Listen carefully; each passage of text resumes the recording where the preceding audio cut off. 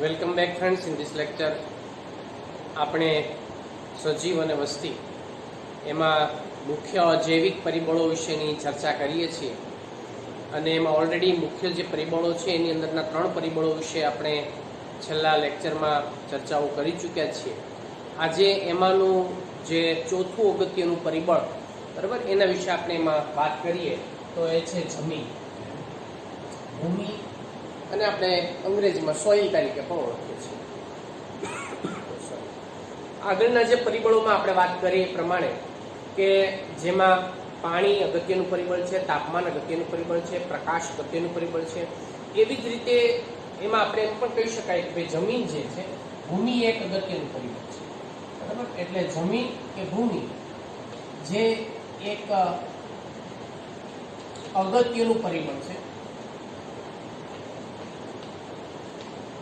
હવે આપણે બધા જાણીએ છીએ કે સામાન્ય રીતે સજીવોનું જે નિવાસસ્થાનની આપણે વાત કરીએ તો સજીવોનું નિવાસસ્થાન મૂળભૂત રીતે 2 પ્રકારનું હોય છે.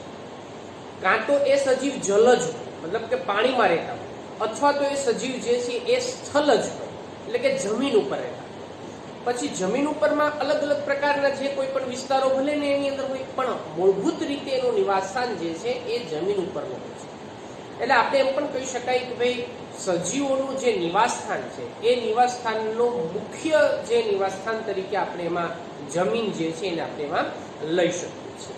હવે બીજી જો આપણે વાત કરીએ તો એ વિવિધ પ્રકારના જે કોઈ પણ સ્થાનોની અંદર જમીનની જે પ્રકૃતિ જે છે એ પ્રકૃતિ અને એના જે ગુણધર્મો હોય ને એ બધા અલગ અલગ પ્રકારના ક્ષેત્રોમાં જુદા જુદા પ્રકારના આપણને જોવા મળતા હોય છે.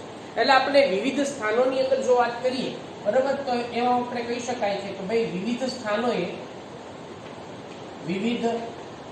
સ્થાનોએ જમીન જે છે એની જે પ્રકૃતિ, બરાબર, એ ભૂમિ અથવા તો ભૂમિ એની પ્રકૃતિ એ એસિડિક હોય, બેઝિક હોઈ શકે છે, બરાબર.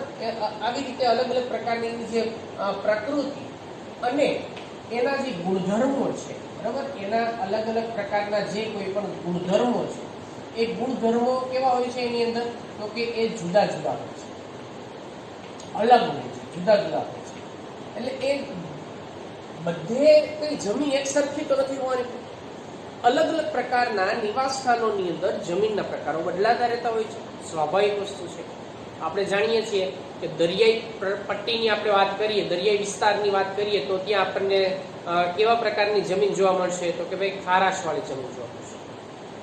આ જ વસ્તુ જો આપણે પર્વતીય પ્રદેશોની અંદર વાત કરીએ તો ત્યાં આપણને ખડકાળ જમીન જોવા મળશે. રણ પ્રદેશની અંદર જોઈએ તો ત્યાં આપણને રેતાળ જમીન જોવા મળશે. અલગ અલગ પ્રકારના જે કોઈ પણ દળદળ વિસ્તારોની વાત કરીએ તો ત્યાં આપણને એમાં મળી જમીન જોવા મળશે, એટલે કે ત્યાં આપણને એની અંદર કાદવવાળી જમીન જોવા મળશે. તો આમ જમીન અલગ અલગ પ્રકારની અંદર અલગ અલગ પ્રકારના વિસ્તારો પ્રમાણે એની અંદર જમીન જે છે એની લાક્ષણિકતાઓ આપણને એમાં જુદા જુદા પ્રકારની જોવા મળતી હોય છે.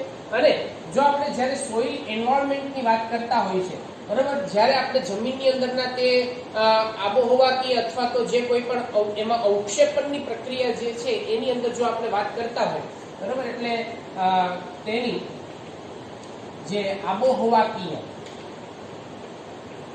અમુક બાબતો જે છે, બરાબર, એ ખાસ કરીને એની અંદર જમીન નું જે અવક્ષેપણ છે, બરાબર, એ જમીનનું અવક્ષેપણ અને એટલે કે જેને આપણે સામાન્ય રીતે એની અંદરની જે અવક્ષેપણની પ્રક્રિયા એટલે વેધરિંગ પ્રોસેસ તરીકે પણ આપણે એને ઓળખવામાં આવે છે. અથવા તો એનું જે ડિપોઝિશન છે, એટલે કે માટી જે એક જગ્યાએથી બીજી જગ્યાએ જ્યાં એ ડિપોઝિટ થાય, જ્યાં એનું સ્થાપન થાય, ત્યાં એનું વહન કેવી રીતે થાય અને ત્યાં પછી માટીના સ્તર બનતા હોય છે. તો એ માટીનું એક પ્રકારનું શું થયું તો કે એ સોઇલ ઇરોઝન, ધોવાણ થઈ અને બીજી અન્ય જગ્યાએ માટીના સ્તરનું નિર્માણ થતું હોય છે. એટલે આ રીતે એની અંદરનો અવક્ષેપણ હોય કે પછી અવક્ષેપણ અથવા તો એમાં અવક્ષેપણ કે જેને આપણે શું કહી શકાય તો કે એમાં એને આપણે અવસાદન તરીકે ઓળખી શકાય. એટલે અવસાદનની પ્રક્રિયા, બરાબર, અવસાદન એ અવસાદનની જે પ્રક્રિયા છે, અવસાદન એટલે કે માટીના જે કણો છે એ માટીના કણો એનું શું છે અહીંયા અલગ અલગ તો કે સ્થાનાંતરણની વાત, માટીના કણોનું સ્થાનાંતરણ. એટલે આબોહવાકીય જે વાતો છે એ આબોહવાકીય બાબતો જે એકથી બીજી જગ્યાએ કેવી રીતે માટીના કણો જે માટીના કણો બરાબર એનું અવક્ષેપણ કેવી રીતે થતું હોય છે, સ્થાનાંતરણ કેવી રીતે થતું હોય છે, તેના પર આધાર રાખે છે બરાબર, તેના પર એ આધારિત હોય છે. હવે એક વસ્તુ તમે બધા જાણો છો કે માટીનું નિર્માણ કેવી રીતે થાય. આપણને પ્રશ્ન થાય ને ભાઈ કે માટી બને છે એમાંથી. પણ આપણે બધા એક જાણીએ છીએ કે પર્વતીય વિસ્તારોમાંથી જ્યારે કોઈ પણ એમાં ઝરણાઓ જે છે એ ખૂબ પ્રવાહિત ઝરણાઓ હોય તો એના પરિણામે એની અંદર શું થાય તો કે એ પર્વતીય પ્રદેશોની અંદર એનું ધોવાણ થવાને પરિણામે એમાંથી નાના નાના પાર્ટિકલ્સ જે છે છૂટા પડે બધા, જેને આપણે એની અંદર એટલે એ પર્વતીય વિસ્તારની અંદર ઇરોઝન થયું છે બરાબર, અને એના પરિણામે એની અંદર સોઇલનું ફોર્મેશન થાય છે આખું, એટલે માટી જે છે એનું નિર્માણ થાય છે. એટલે આવી રીતે બીજી એક જગ્યાએથી ધોવાણ થાય અને બીજી જગ્યાએ જે કોઈ પણ માટીનું સ્તરીકરણની પ્રક્રિયા આપણને એમાં જોવા મળતી હોય છે. આ કૃત્રિમ રીતની વાત છે. બીજી એક વસ્તુ આપણે જાણીએ કે ભાઈ એક જ સેન્ટીમીટર જેટલું માટીનું સ્તરનું જે જમાવટ એમાં ડિપોઝિશન થાય ને અવસાદનની પ્રક્રિયા થાય ને તો એના માટેમાં હજારો વર્ષનો સમય લાગે. પણ ધોવાણની અંદર એટલો બધો સમયની અંદર જોતો નથી. એટલે ભૂમિની અંદરની જે કોઈ પણ લાક્ષણિકતાઓ છે એ લાક્ષણિકતાઓના આધારે જમીનના પણ પ્રકારો જે છે એ પણ એના ઉપર આપણને આધારે નિર્ભર થતા હોય છે. એટલે હવે આપણે વાત કરીએ કે ભાઈ ભૂમિની લાક્ષણિકતા શું છે બરાબર. ભૂમિ એટલે કે જે જમીન છે એ જમીન એમાં કઈ કઈ બાબતોની લાક્ષણિકતા જે છે લાક્ષણિકતા આપણને એની અંદર જોવા મળતી હોય છે.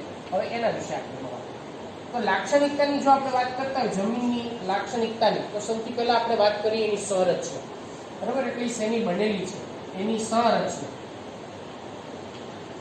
એ માટી અથવા તો એ જમીન જે છે શેની બનેલી આપણને જોવા મળે છે. એની સંરચનાની અંદર કયા કયા પ્રકારના ઘટકો જોવા મળતા હોય, જેમ કે નાના કણો હોય, એનાથી મોટા કણો હોય બરાબર. વધારે પથરાળ વિસ્તારની અંદર કે રેતાળ જમીન હોય તો એની અંદર અલગ અલગ પ્રકારના એની સંરચના જે છે આપણને જુદા જુદા પ્રકારની જોવા મળતી હોય. બીજી વાત કરીએ એનું સંગઠન. સંગઠનની આપણે જ્યારે વાત આવે ત્યારે માટીના જે કણો છે અથવા તો માટીનું જે એમાંનું જે આખું બંધારણ છે એ કઈ રીતે એની અંદર આપણને શેનું બનેલું જોવા મળતું હોય છે. એમાંના કણો જે હોય બરાબર એ કયા કણોનું કદ શું છે, એની અંદર જે કણો છે એ કણોનું કદ શું છે, કઈ પ્રકારના હોય. એ નાના એમાં કાદવ સ્વરૂપે હોય, રેતી સ્વરૂપે હોય, નાના કાંકરા હોય, મોટા કાંકરા હોય બરાબર. આ ગ્રેવલ્સ જે છે બધા એનું કઈ રીતેનું ફોર્મ કઈ રીતે છે કે પછી મોટા પથ્થરો હોય એના એનું જે કદ છે એનું કદ ઉપર આધારિત હોય છે. બીજું કે જે કોઈ પણ કણો છે એ કણોનું જે સામૂહિકરણ છે બરાબર. સામૂહિકરણ એ સામૂહિકરણની પ્રક્રિયા કેવી રીતે એની અંદર થયેલી જોવા મળતી હોય છે. એટલે કે મજબૂત રીતે જોડાયેલા છે કે પાણી નાખો આપણે કેવું ખેતરમાં માટીનું ઢેફું હોય ભાઈ એના ઉપર આપણે પાણી નાખીએ તો એ શું થવાનું છે, છૂટી પડી જવાનું છે, બધા જ કણે કણ છૂટા. પણ એક પથ્થર હોય તમે એના ઉપર પાણી નાખશો તો આપણે કહેતા કે ભાઈ એમાં પથ્થર ઉપર પાણી નાખીએ તો એને કોઈ અંદર એ ભીનો થવાનો નથી, કોરો જ રહેવાનો છે. તો એવી રીતે કણોનું સામૂહિકરણ જે છે જે કોઈ પણ એ કેવી રીતેનું બંધારણ કઈ રીતે એની બનેલું હોય, સોઇલની જે કોમ્પ્લેક્સિટી છે કઈ પ્રકારની એની અંદરની નિર્માણ થયેલી હોય છે બરાબર. એ પણ એના પર આધાર. બીજું કે એની જે અંતઃસ્ત્રવણ ક્ષમતા, જે એની અંદરની ત્રવણ ક્ષમતા જે છે એ કઈ પ્રકારની આપણને જોવા મળતી હોય છે બરાબર. કે એ કયા કયા ઘટકોનો એમાંથી જમીનમાંથી કયા કયા જે ઘટકો છે એનો સ્ત્રાવ એ જેમ કે જમીનની અંદર આપણે વાત કરીએ તો મૂળની અંદર અલગ અલગ માટીમાંથી ઘણા બધા પદાર્થો જે છે એની અંદરના ખનિજ પોષક તત્વોની બધાનો સ્ત્રાવ થતો હોય તો એ સ્ત્રાવની જે ક્ષમતા છે એ કઈ પ્રકારની આપણને જોવા મળે છે. આ જ રીતે બીજી આપણે વાત કરીએ તો એની જળ ગ્રહણ ક્ષમતા, વોટર હોલ્ડિંગ કેપેસિટી બરાબર. એ કેટલાક સમયમાં પાણી કેટલું ગ્રહણ કરી શકે છે, કેટલો લાંબો સમય સુધી એ પાણીને ગ્રહણ કરી શકે છે અથવા તો પાણીને પોતાની સાથે જકડી રાખે છે. ઘણી વખત અમુક જમીન એવી હોય કે એમાં આપણે આજે પાણી પાયું હોય ને તો તમે એમાં બીજે દિવસે જો તો પાછી ધૂળ જ ઉડતી. કેમ તો કે ઝડપથી સુકાઈ જતી હોય છે. અમુક માટી એવી હોય કે એમાં તમે પાણી નાખી દેશો ને તો તમે અઠવાડિયા સુધી એ એક પેલો ગારો એની અંદર એમને એમ જ રહેશે બરાબર. એટલે ભીની જ રહેશે. એટલે એની વોટર હોલ્ડિંગ કેપેસિટી જે છે ને એ વધારે હોય છે. એટલે એમ અમુક જમીનની અંદરની જે ગુણવત્તા છે અથવા તો એની અંદરની જે લાક્ષણિકતાઓ છે એમાં વોટર હોલ્ડિંગ કેપેસિટી જે છે એ પણ એમાં ખાસ આધારિત રીતે નક્કી કરવામાં આવતી હોય છે. આ સિવાય એની જો આપણે બીજી અન્ય ગુણધર્મો વિશેની જો વાત કરીએ, બરાબર, અથવા તો જે કોઈ પણ માટી કે જમીન હોય એના જો આપણે એની અંદરના કેટલાક ગુણધર્મો વિશેની વાત કરીએ અથવા તો કેટલાક અન્ય લક્ષણો વિશેની પણ જો આપણે ચર્ચા કરીએ તો આપણે એ પણ જાણીએ છીએ કે ભાઈ દરેક પ્રકારની જે માટી, આ બધા લક્ષણો તો એની સાથે લાક્ષણિકતાઓ તો એમાંની છે જ. તે સંગઠન હોય, સંરચના હોય, કણોનું કદ હોય, સામૂહિકરણ હોય, શ્રવણ ક્ષમતા હોય, આ બધાની સાથે સાથે એની અંદરની ખાસ એમાં જે જમીન છે, બરાબર, એ જમીન અથવા તો એ માટી જે છે એની પીએચ કેટલી હોય છે તો એ બાબત પણ એના ઉપર ખાસ અસર કરતી હોય છે. કેમ કે પીએચના આધારે આપણે એવું કહી શકાય છે કે ભાઈ એ એસિડિક હોય અથવા તો એસિડિક કે બેઝિક પણ લાક્ષણિકતા કે પછી તટસ્થ, બરાબર, કઈ પ્રકારની માટીની અંદર કઈ પ્રકારની લાક્ષણિકતા જે છે એ પીએચ ઉપર પણ આધારિત હોય છે. આ ઉપરાંત આપણે બધા જાણીએ છીએ કે ભાઈ આપણે સોઇલનો ટેસ્ટ કરાવીએ તો એને આધારે આપણને ખબર પડે કે એમાં કયા પ્રકારના ઘટકો છે. ઘણા ખેડૂતો શું કરે છે કે એમાં માટીની ચકાસણી કર્યા વગર આપણે ખાતર એમાં જમીનની અંદર સતત નાખતા જોઈએ છે, જેથી શું થાય છે કે એમાં ઓલરેડી જો ક્ષારનું પ્રમાણ હોય ને આપણે ઉપરથી ખાતરની અંદર ક્ષાર જ હોવાના છે તો ક્ષાર આપીએ તો ક્ષારવાળી જમીન વધારે આપણને એમાં ઉત્તરોત્તર રીતે થતી જોવા મળશે. તો આફ્ટર એનાથી ઉત્પાદન ઉપર ઘણી બધી અસર પડતી હોય છે. એટલે માટીની ચકાસણી સમયાંતરે કરાવીને એમાં જે જરૂરી ઘટકો હોય એ જ ઘટકોનું જો આપણે એની અંદર એમાં ખાતર તરીકે ઉમેરવામાં આવે તો એનાથી ઉત્પાદકતાની અંદર આપણને વધારો થતો જોવા મળતો હોય છે. એટલે આ રીતે એમાં જે કોઈ પણ પ્રકારના અલગ જે ખનિજ તત્વો છે, કયા પ્રકારના ખનિજ તત્વો છે, મેક્રો એલિમેન્ટ છે, માઇક્રો એલિમેન્ટ છે, એ બધા કયા પ્રકારના છે, બરાબર, એ પણ એની અંદર આપણને આધારિત જોવા મળે. એટલે આ બધા જ માપદંડોના આધારે એમાં જે કોઈ પણ વિસ્તારની અંદર, બરાબર, અથવા તો જે કોઈ પણ ક્ષેત્રમાં કયા પ્રકારની વનસ્પતિ એમાં ઊભી નીકળતી હોય છે એ બધો જ આધાર આ દરેક બાબતો ઉપર આપણને જોવા મળતો હોય છે. એટલે તેના આધારે, બરાબર, તેના આધારે આપણે એવું કહી શકાય છે કે તેના આધારે જૈવ સમાજ જે છે એ જૈવ સમાજ, બરાબર, એ જૈવ સમાજનું વિસ્તરણ અને એનું જે નિર્માણ છે, બરાબર, એનું નિર્માણ એ એના પર આધાર રાખે છે, બરાબર, એના પર આધારિત હોય છે એવું પણ આપણે એની અંદર કહી શકાય. એટલે આફ્ટર ઓલ આ એ જ વાત થઈ કે ભાઈ માટી જે છે કઈ પ્રકારની જમીનમાં કઈ પ્રકારની વનસ્પતિ ઉગવાની છે, ત્યાં કયા પ્રાણીઓ રહેવાનું છે, આ બધા જ બાબતો એ પ્રાણીઓ ત્યાં કઈ રીતે એમાં એનું પાલન પોષણ થઈ શકશે કે નહીં, ત્યાં કયા પ્રકારની વનસ્પતિ જે છે એ ત્યાં જોવા મળે છે કે નહીં, આ બધી જ બાબતો જે છે, બરાબર, એ આ બધા જ ઘટકો એના ગુણધર્મો એની લાક્ષણિકતાઓ ઉપર આધારિત છે. એટલે એનો અર્થ એ થયો કે પ્રાણીઓનું જે પાલન પોષણ, એ જ રીતે આપણે ત્યાં જે કોઈ પણ વનસ્પતિ છે એ વનસ્પતિનું નિવાસ સ્થાન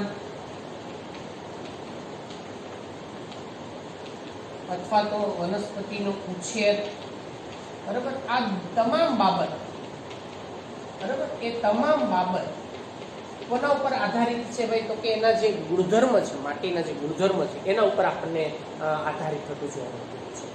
આ જ વાત જો આપણે એમાં જલીય જે કોઈ પણ નિવાસ સ્થાન હોય, પર્યાવરણ હોય, એની અંદર જો આપણે વાત કરીએ તો એમાં પણ અવસાદનની જે ક્ષમતા છે એની અંદરની એ પણ આપણને એમાં જુદા પ્રકારની જોવા મળતી હોય છે. અને એના આધારે, બરાબર, એટલે આ જ બાબત જે છે એ આપણને જે કોઈ પણ જલીય નિવાસ સ્થાન છે, બરાબર, એ જલીય નિવાસ સ્થાનમાં પણ જોવા મળે છે, પણ એ જોવા મળતી હોય છે.